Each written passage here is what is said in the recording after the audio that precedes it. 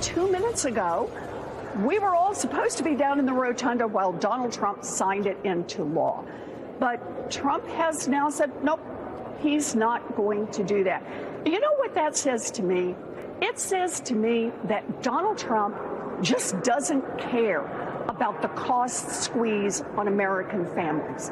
This is the guy who said affordability is a made-up word that Democrats came up with. Affordability is a hoax. He said about inflation, he loves the inflation. Yeah, he does. He doesn't care about high prices for millions of people across this country. Hi, everyone. It's now 5 o'clock in the East. It is a bigger mess than usual in Donald Trump's Washington, D.C. right now. We're not just talking about the mess he's made of the reflecting pool. 17 months into Trump 2.0, and Donald Trump is more detached from reality and out of touch politically than ever before, as his priorities veer further and further away from what Americans, including the vast majority of his own voters, say they want by the day. Earlier today, as the senator was alluding to, Donald Trump torpedoed a chance to show Americans that he doesn't actually think affordability is a hoax made up by Democrats. He canceled a bill signing that was meant to champion a landmark bipartisan piece of affordable housing legislation, and he did it just 2 hours before that ceremony was supposed to begin. He did it to demand legislation to make it harder for the American people to vote. Donald Trump posted this on Truth Social, quote, "Today's housing news conference and signing is hereby canceled until such time as we pass the desperately needed Save America Act, which I consider to be a national emergency." It was followed by 2 pictures of the reflecting pool. It was so weird and last minute that even Republicans were caught flat-footed. They were in the middle of a press conference where they were publicly in front of the press championing the bill and applauding Donald Trump for his help in getting it passed. It caused the ever-loyal House Speaker Mike Johnson to actually voice some exasperation with his dear leader, Donald Trump. Watch that. I talked to him about it this morning, an hour before he made that announcement. I convinced him that I thought the housing was his priorities and was good policy. He's not making life easier for his guys. You guys are going to have a big signing. I brought it to him.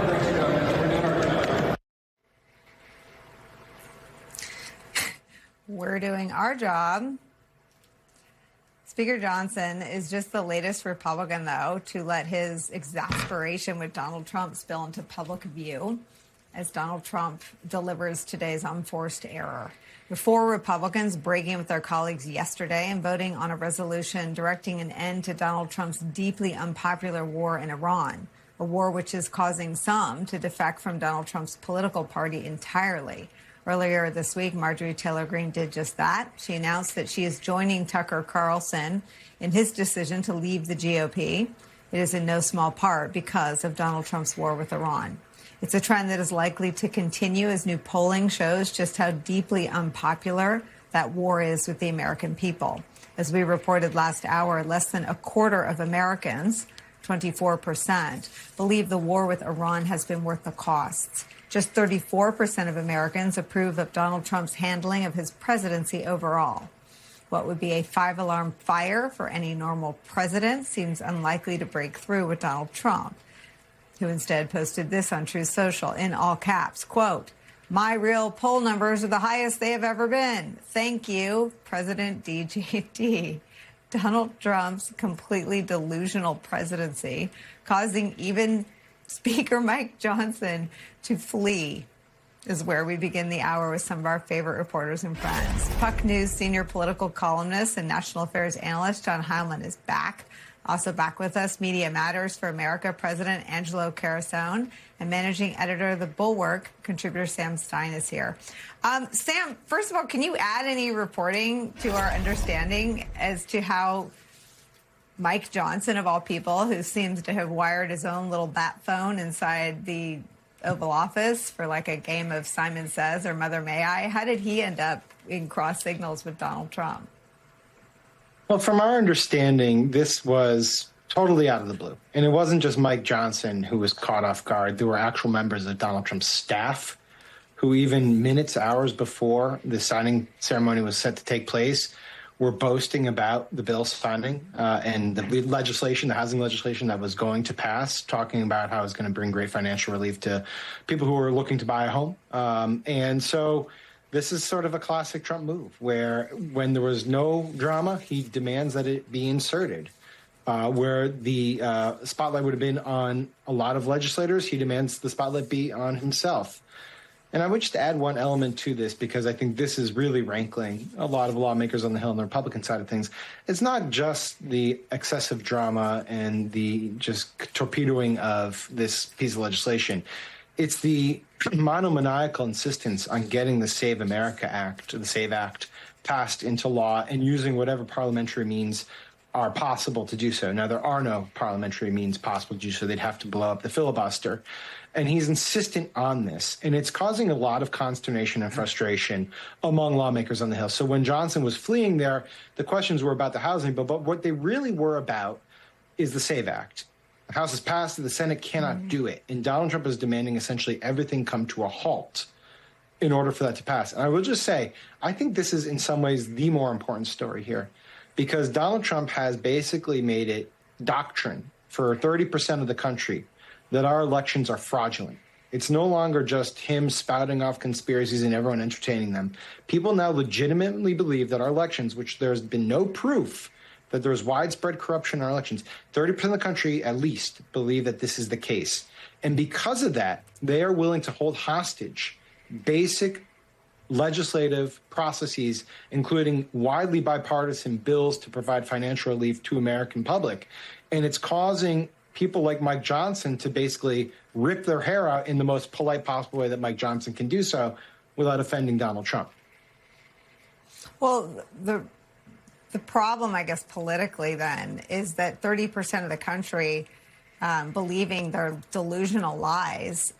First of all, it says something about the lack of intelligence of the 30%, because how does Donald Trump win 2 of the last 3 elections if the elections are so corrupt, right? I mean, the left has done a terrible job corrupting and corrupting our elections if Trump won 2 of the last 3 contests. But 30% of the electorate is not enough to hang on to really many of the seats if the size of the political wave that is heading their way is to be believed from Republicans. I want to read you, Heilman, what Republicans are saying. This is a Republican Senate staffer who says, quote, "We saw glimpses of this during Trump's first administration, but never in my lifetime have I seen a president so deliberately attempt to lose majorities for his own party," the Republican aide told our Capitol Hill reporter. Yeah, Nicole, I was going to say that 30% doesn't win you a seat anywhere in the country. You might. I'm not trying to say that that you can't put together a bunch of in safe seats. You can't put together. You eventually get to 50+1. But I mean, the number of people who believe what Sam correctly cites is not enough. And the problem for Donald Trump is that number has stopped moving in any way. To the extent that there was a base underneath Donald Trump, it has been eroding. Maybe not it's not crumbling, it's not completely falling apart, but all you need is a little bit of that.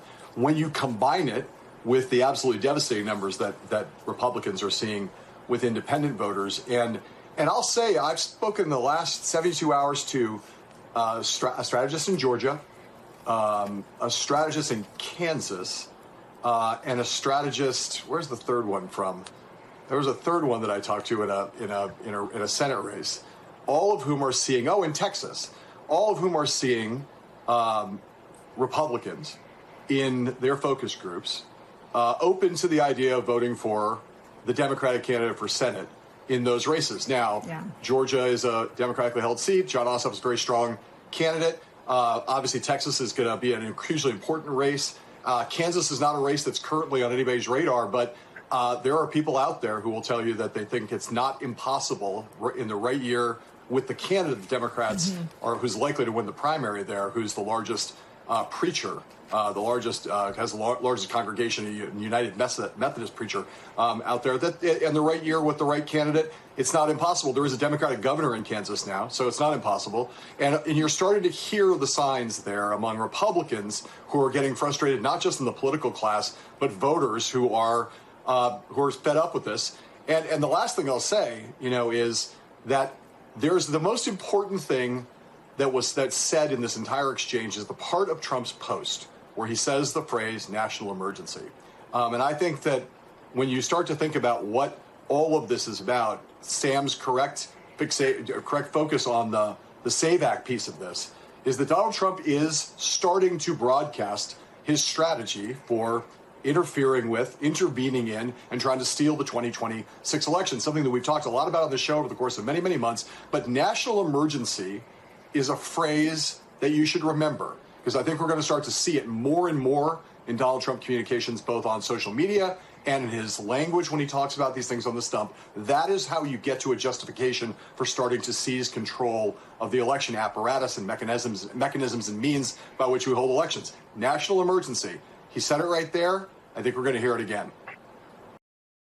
For now, let's get smarter with the help of our leadoff panel. Peter Baker is here, chief White House correspondent for The New York Times. Michael Birnbaum, White House correspondent for The Washington Post. And Susan Glasser, staff writer for The New Yorker. Peter, let's start with you. John Thune, one of the biggest Republicans out there, insists that the votes just aren't there for the voting restrictions bill. Is there any reason to believe that's going to change? No. The only thing that would change is if Republicans tried to change the filibuster rule, which even there they probably don't have the votes. But even if they did, they don't want to do that because they know that Donald Trump is going to be gone in about 2.5 years. But they're still going to be around, and they want that filibuster rule to be in place. By the way, when do they want the filibuster rule to be in place? Probably after November if they lose the Senate, because they're going to want to be able to filibuster Democratic bills that come through the House, through the Senate, excuse me. And I think that's one thing that Trump doesn't have. Trump doesn't have a long-term view. These senators do. They want the rules to be advantageous to them when they're in the minority, the way it is to the Democrats when they're in the minority. Susan, can we talk about Stephen Miller's post openly advocating for changing the voters? Changing them to who? Our forefathers, when only a small group of citizens were even allowed to vote back in the day when you and I couldn't? Well, he wouldn't be the only person close to Donald Trump who's cast a skeptical eye on women voting and playing roles in our public life. Our Defense Secretary, Pete Hegseth, has also expressed views like that, Stephanie, as wild as that seems. Look, the bottom line is there's to a certain extent, there's an outdated view going on here from Donald Trump about the idea that more voters is inevitably going to benefit Democrats, and he wants to restrict voters. He thinks that's going to help Republicans. Well, our electorate has shifted a bit in recent years, and the truth is the higher turnout voters are now tending to be Democrats. I think there's a lot of Republicans who are concerned that Donald Trump's crusade against mail-in voting is something that's going to hurt Republican voters. So Stephen Miller may have a point of view that he's purging the electorate of unapproved voters, but it's not necessarily clear that it benefits Republicans. And in general, that seems to be the remarkable thing about Trump's temper tantrum on Capitol Hill. Once again, he seems to be operating at cross purposes with the political interests of his own party, at least in the next few months going into the midterm elections. Michael, I was out yesterday, so learning that Trump blocked this housing bill caught me off guard. This thing was an easy win for Republicans, and then Trump got in the way. How much worse has the relationship between the president and Senate Republicans gotten in the last 24 hours? Well, that's right, Stephanie. I mean, this was a bipartisan bill. Senate, in Congress, Republicans and Democrats have been working on this thing for months. It's intended to improve the supply of housing in the country and bring costs down. And it did look like an easy win for the president and for congressional Republicans who want to say they've done something ahead of the midterms. But Trump, in the morning yesterday, the plan was for him to sign the bill. But within a couple of hours, he interceded and switched it up and said he wasn't going to do it. And then he met for lunch with Senate Republicans, and there was a real shouting match there. Intense feelings on both sides, really nastiness, high temperatures. And, you know, it looks more and more as though there's this kind of dysfunctional relationship between Trump and his nominal allies in Congress, particularly in the Senate. You know, it's an incredibly messy situation. You have a bunch of Senate Republicans whom Trump has basically supported their primary challengers. They're YOLO Republicans at this point. They're on their way out, and they're more willing to challenge him. But by evening, you did see that Trump prevailed in a procedural vote on the War Powers Act that, you know, some Senate Republicans had switched over earlier in the day. So there is rebellion, but he also is managing to keep pressure and keep some leverage over the caucus there. Challenge him-ish. Susan, a senior Republican told Notice that Trump is having an effing tantrum, and that effing doesn't stand for funky. First, it was Jay Clayton, and now it seems like he's taken all of Congress hostage. They're just down with this? They're definitely not down with it. I see a couple things happening. First of all, Donald Trump, he's recognizing in his own Trumpian way that he's in trouble politically right now. You know, his approval ratings have cratered. His relationship with the Senate Republicans, as Michael said, is fraying in part because of Trump's own actions. And I think, what does Trump do when he's in a corner? He escalates. His own coalition, you know, is upset. You've got the traditional Republicans who are mad about the Iran deal that he's making. You've got the MAGA Republicans who were mad at him for starting the Iran war in the first place. And Trump is escalating. Trump's temper tantrums are a key part of the Donald Trump playbook. And he basically is trying to reassert through a sort of alpha baby temper tantrum, if there can be such a thing as an alpha baby. You know, I feel like that's what Donald Trump is doing right now. And it's worked again and again and again. This is what he did in the first term as well, to go after dissension in his own party and force them once again to bow down to him. So I thought that vote last night after the shouting match was really notable, right? Because Republicans once again trying to calm the temper tantrum, feed the baby. And, you know, we'll see where it ends up. But Republican senators, they complain. They have not had a big appetite in the end for all that much confrontation with Donald Trump.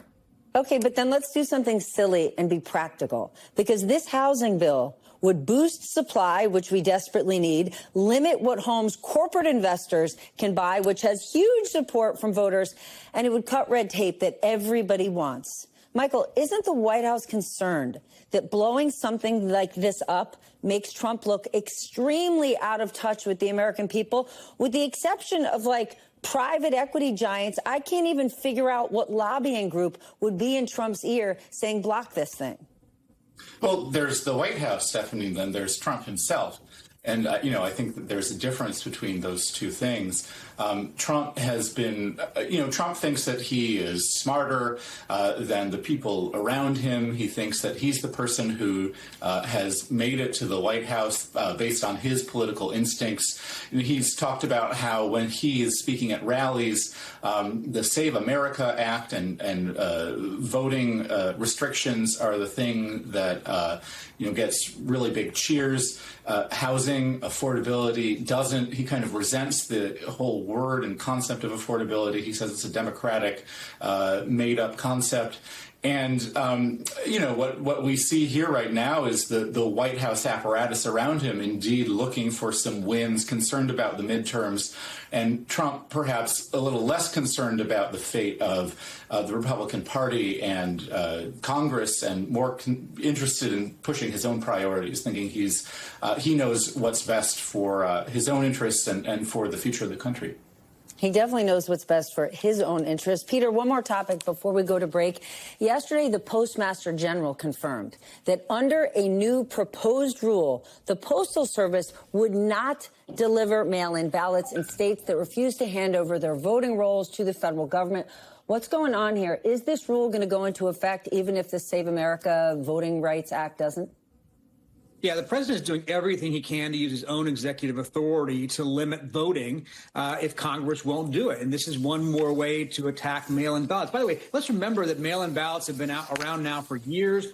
As Susan said, they have been beneficial to Republican candidates at times, as well as Democratic candidates. There's been no evidence, as you've said, Steph, of any kind of widespread fraud or anything that corrupts or compromises the system. You know who uses mail-in ballots, by the way? Donald Trump uses mail-in ballots. He has voted absentee himself. And, of course, if it's good enough for him, one might think it would be good enough for other Americans. But that's not the way he looks at it. He has decided that mail-in ballots are in some way a source of fraud. Again, no evidence of that. And it's also, so he's using the Postmaster General, to try to put that pressure on them. I imagine this is going to go to court. We saw this in the 2020 election when he tried to, when the Postal Service was talking about, holding back in terms of his ability to get ballots back in time to be counted for that election. We went through this, and it was a big scandal back then. We'll see if it's a big scandal now. But it ought to be noted that when the president is out there holding back on a housing bill that could help his constituents in order to hold hostage for a voting restriction bill, what he's saying is, I'm not going to try to litigate this election on the merits of the issues that voters care about. I'm going to try to change the rules so that my guys don't lose. And one last thing I would say is, by the way, the Senate really put Trump on the spot yesterday by leaving town.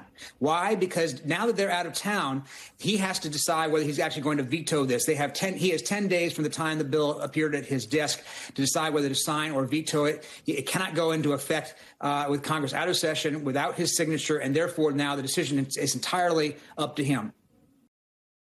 With delivering for the American people on the line, let's bring in New York Times chief White House correspondent and MS Now contributor Peter Baker. Our congressional reporter Michael Schnell is at the Capitol as members duck out. And here with me, Democratic strategist and author of the Salty Politics newsletter, Julie Roginski. Michael Schnell, I am told that there is big action happening on Capitol Hill as it relates to the Leon Black hearing tied to the Epstein files. I want to get you in on this real quick, and then I want to free you up to go chase down Congressman Comer. Tell me how Republicans have been responding to the fallout from Trump refusing to sign this housing bill. Yeah, well, Alicia, first it was this shock, right? And this surprise, pure surprise. This signing ceremony was set to happen. The stage was literally set. It was supposed to take place in Statuary Hall here on Capitol Hill. And then after the announcement had been made, there were even some members walking to Statuary Hall to take their seats. And reporters had told them, no, this signing ceremony was canceled. Republicans were thrilled that they had passed this housing bill. Again, widespread bipartisan majorities, more than 300 votes in the House and more than 80 votes in the Senate. It was a big win for them, and it came at a crucial moment. Republicans have been grappling with the economic message, with rising prices, rising inflation, largely due to the war in Iran. And they finally, many of them saw, they had a win on the affordability front. And once again, President Trump ripped it from their arms. They wanted to sign this. They wanted to go home, back to their districts, many of them in competitive races, and tout it on the campaign trail. But President Trump stopped him from being able to do that. There was a lot of frustration here, pure surprise and shock, not to mention the fact, Alicia, that White House officials had actually endorsed this piece of legislation. Nobody really understood why, especially when you bring in the point that this was all thwarted because of the Save America Act, which time and time again the Senate has proven there are not the votes to pass it and there are not enough votes to nuke the filibuster to allow it to go through. Michael Schnell, I'm going to free you up to go chase down Congressman Comer, but thank you so much for being with us. We're going to talk to Congressman Garcia just a little bit later in the hour about all of that. Peter Baker, when Donald Trump pulls a move like this, I have to wonder if folks inside the White House actually plan to win the midterms for Republicans or if they are planning to simply rule by executive action. Yeah, you're not the only one wondering that. Even on the Hill, and Michael knows this better than I do, but we hear Republicans say over and over again, does the president really want to win the midterms or not? Because he's not acting like somebody, like a president who wants to. He seems to be undermining his own party at every turn. The Iran war obviously has, sucked all the oxygen out of the room. It's made it harder for Republicans to talk about affordability, which is what polls show most Americans care about. Inflation is higher than when Donald Trump took office. The price of gas is higher than the president took office. And, this housing bill was one thing they could go out and say, hey, we're doing something about this. We're on your case. We're helping you out here. And he seemed not to care about that. Instead of arguing the merits of his policies through a housing bill like this, he seems intent and focused on changing the rules of the game in terms of who gets to vote. That's what the America Save Act would do, and make it harder for people to vote. It means he's trying to change the electorate. Stephen Miller said that the other day in a tweet. He says, change the voters, change the outcome. And I think that's what a lot of Republicans on the Hill are frustrated about. Julie, he is expert at changing the topic, and he has not been able to do that here.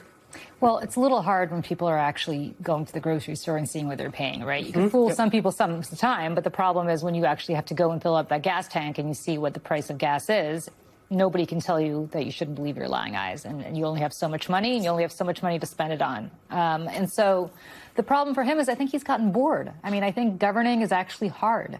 And bringing down inflation is actually hard. It's a stubborn thing to do, and you can't do that unilaterally. You have to take into account what the Fed is doing. You have to take into account global prices. I mean, this is not something that he can wave a magic wand on. So I think he's just decided he doesn't want to focus on it anymore. And so when you have that kind of perspective from the President of the United States, you have things like this housing bill, which I think he's just not interested in. He's just bored by it. And because he's bored by it, he decided to torpedo it.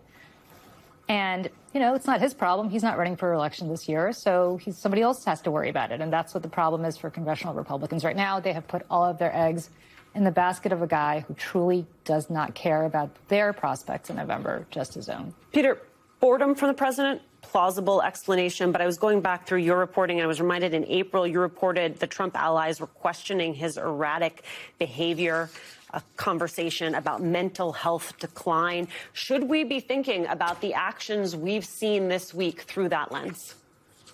Well, look, he is 80 years old. He just turned 80. He is the oldest president ever to be inaugurated. If he makes it to the end of his term, he will be the oldest president ever to serve, even more so than Joe Biden. And we talked a lot about Joe Biden's age and health and the impact on his ability to perform the job. We're having that conversation now in a different way with Donald Trump. Obviously, it's not exactly the same, but certainly age, I think, is front and center. You're watching him, seemingly less energetic. Right. He's falling asleep in meetings. He's not traveling outside of his bubble as often as he did in the first term. And he does seem to be acting erratic and impulsive. He just even more so than he has in the past. Now, he's always been somebody who followed his own whims, who did things that were unconventional and unorthodox and maybe unwise. But now it seems like certainly you hear Republicans say that he is, he's not fully there and that he's not making rational decisions, at least from their point of view, for the sake of the party and from their point of view of the country. Julie, I don't know if you have noticed this, but the president keeps invoking Herbert Hoover. He did it when he was on stage at the G7. I thought maybe it was a fluke. He has done it since. I mean, of all people to bring yourself in contrast with, that's not normally the first one presidents go to.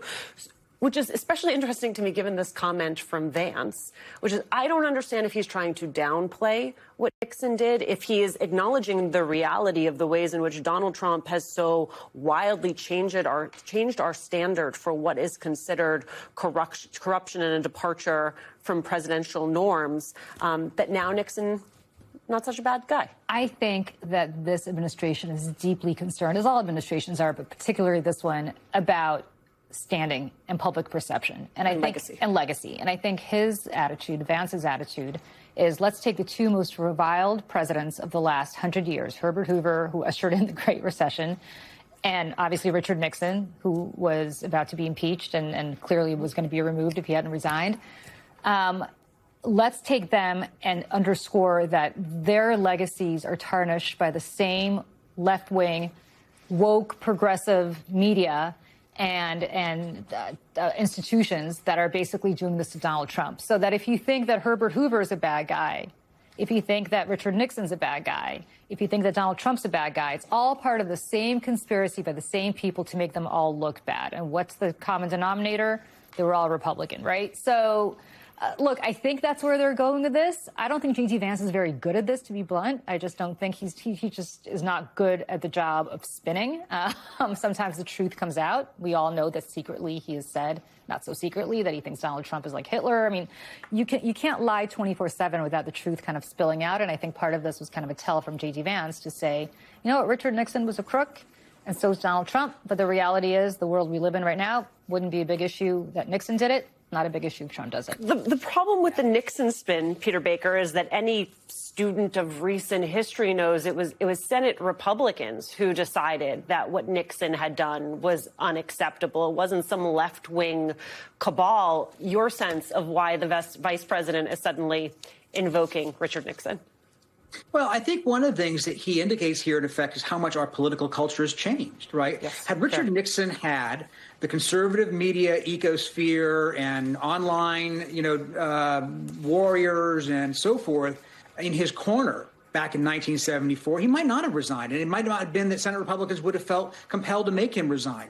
I think you could find plenty of Senate Republicans today who think as poorly about Donald Trump as Senate Republicans did in 1974 about Nixon. The difference is that they are afraid of Trump's ability to punish them in Republican primaries because he has a harder control over the Republican base than Nixon did in 1974. The atmosphere today is much more partisan. Instead of looking at a scandal and saying, well, did this person do something wrong or not, we look at it entirely through an us versus them lens. And the truth is, if you look at what Trump has been doing this last year and a half, it goes far further than anything Nixon did in many ways. I mean, Trump, is making hundreds, he and his family and his friends are making hundreds of millions, if not billions of dollars from, sources that have an interest in what the federal government does and policy that he is setting. He has, taken a $400 million plane from the Arabs. He has used the Justice Department to go after his enemies in a much more overt way than Nixon did even back in the 1970s. The things that Nixon got almost impeached for, the things he was accused of in those articles of impeachment that passed the House Judiciary Committee, are a fraction of the things that you would see alleged against Donald Trump today, but the atmosphere was different. Donald Trump has been busy enriching himself with his side jobs. He's obviously spent a lot of energy and time complaining and talking about things, but when it comes to doing the job of president, he is increasingly MIA on things that he's not interested in, which only feeds the very powerless lame duck mode that tends to come after a president's second-term midterms that he might fear. But he has refused to even sign the big housing bill that Congress passed and many Republicans said would be a big good thing that they wanted to tout. The bill automatically becomes law tonight. Trump says he won't sign it, but he's also not going to veto it. If you can think of a more passive way to be president, I'm all ears. But just letting it become law is so odd and so sort of petulant, given that he also poured a lot of cold water on the Republican bill, but doesn't appear to think that there's something wrong with it enough to justify vetoing it. It's been a decade since the president did this move, where you wouldn't sign or veto a bill. And there's a lot of effort inside the bill to lower costs, something that Republicans want to run on and that many Democrats joined in this policy. So Republicans say this is good for families, even if their president doesn't think it's good enough to sign. It also has a cap on how many single-family homes big banks can buy, which is one of those sensible policy ideas that Congress used to do more often. In other words, it's not really a left or right thing. It's not a left or right thing to regulate whether the home market should be tailored towards people who live in homes, people, single people, families, etc., or big business that wants to make money off that market. So while sometimes there's so many controversies these days, we don't even talk as much about policy coming out of Congress, and there hasn't been a ton. Here's an example. On a bipartisan basis, there was agreement that putting families first instead of the big banks was a good idea, and that there would be less big bank, big owner speculation in the housing market, which is different than other markets because the Congress said there's an interest in supporting people being able to live in the homes they buy, which is different than the financial Wall Street speculators. Trump, again, Can't get behind that idea enough to put his name on it. He has also, of course, shown a lot of disregard in general for how people are struggling right now. I don't know. I think it's so unimportant by compared to the Save America Act. Compared to the Save America Act, just about everything is a big yawn. I don't think about Americans' financial situation. I don't think about anybody. I don't want to drive housing prices down. I want to drive housing prices up. Wants to drive housing prices up. There's a funny thing about Donald Trump, and we've all lived with him plenty of time now. He has that voluble, kind of cartoonish way. Maureen Dowd famously called him more of a tune than a person. He was a celebrity. And so sometimes his gaffes don't get the attention they might merit, or if another person said them, because they're Trumpified. But these are not just gaffes. When he says he doesn't care enough to get involved, or he thinks housing prices should be higher, or he doesn't care about whether you're struggling, it's not just that he means it. That's sort of a personal perspective. It's that his leadership and lack thereof as president has a very real-world enactment of that same blasé, elitist, completely out-of-touch attitude towards what people are going through, even as his war surges prices and his Congress struggles to get anything done, with him not even signing the little that they do pass. Sounds like a criticism, but sometimes it really is just that bad out there. I want to bring in New York Times columnist and MS Now political analyst Michelle Goldberg, who recently lit up the internet with her observation that Donald Trump would be happier as a first lady based on his design impulses and small, petty sort of obsessions with decorating, no insult to other first ladies. And Mark Leibovich, staff writer for The Atlantic, MS Now contributor. Michelle, I'll start with you because for viewers who don't know, you made that point on our air and it went viral, as the kids say, apparently resonated with people. But what about the point here that these aren't just gaffes? He doesn't care. He doesn't even care to sign his name on the thing. Right. I mean, of course he doesn't care. And I think that there's a connection between the fact that this is a serious bipartisan piece of legislation and the fact that he doesn't care, because this legislation might accomplish many things, but one thing it will not accomplish is that it's not going to own any libs, right? There's no culture war chum that I'm aware of in this legislation. You've already heard a few Republicans, I believe it was Randy Fine, although I believe it was Randy Fine, but it might have been another Republican in the House who said something like, well, if Elizabeth Warren is for it, how good could it be, right? So he can't kind of a Republican who wants to run on effective legislating might be able to say, here's a serious step that we took to lower housing prices. But Donald Trump cannot use this to get his base even more angry at the Democratic Party. Yeah, Mark. I mean, Michelle makes that point clearly, and that's why people get tired of partisan politics. There's data to show that both parties do it sometimes, but the current MAGA right-wing no-tolerance zone can be more extreme. You could dislike Elizabeth Warren. She could be for chocolate ice cream, and you'd have to be a loony partisan to say it makes you like ice cream less. I mean, where do we want to live? Your views on all the above, Mark? I mean, this is actually not partisan politics. I mean, this housing bill is bipartisan politics. It's a rare instance in which, bipartisanship works. Congress works. I mean, this is by many accounts, a very solid piece of legislation. And it's not like President Trump is doing anything to knock this down on the merits of the bill or the legislation or even the issue. I mean, I guess he wants to raise housing costs. We heard that.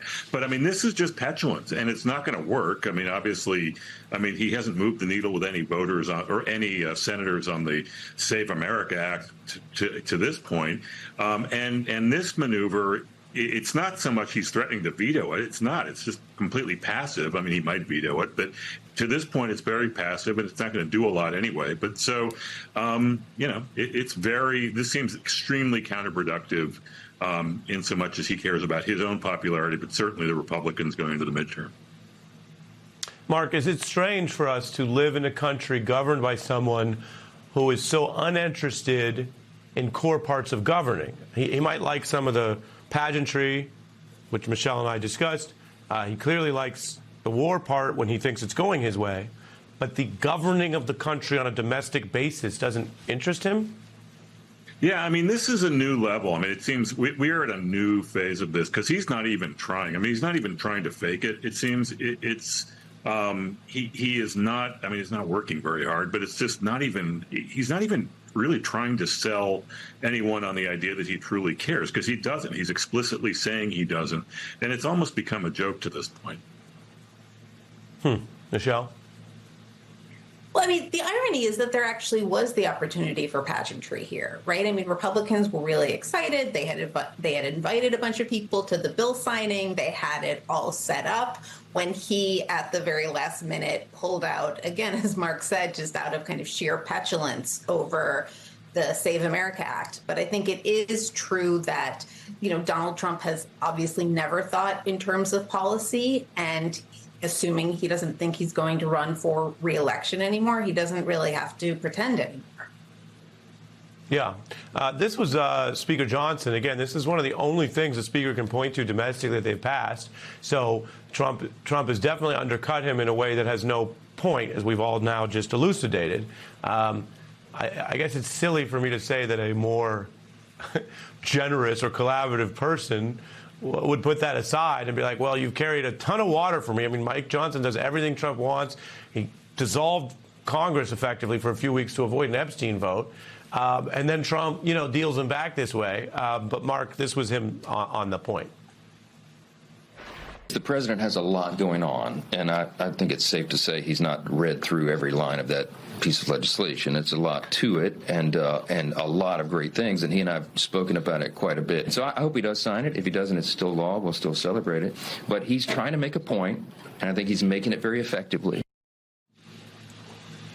Is he making the point very effectively, Mark, or are we in that word salad phase of Republican answers where it's just words, Trump, something positive about Trump? Yeah, I don't know. Can you even classify what Trump's doing as a word salad? It's more of like a, I don't know. It's more of like a mishmash. It's like chicken salad. I don't know what it is. But, I mean, obviously, what we're seeing here is, I mean, I think it's a preposterous line from Speaker Johnson that Trump was going to read every line or even one line of this legislation. And what's also interesting is that Trump seems to be getting off on the idea that not only is this legislation useless, it's boring. I mean, the boringness of it, him personally being bored by it, seems to be carrying the day more than, you know, how any real world effect this could have on people's lives and their affordable, you know, trying to find housing, basically.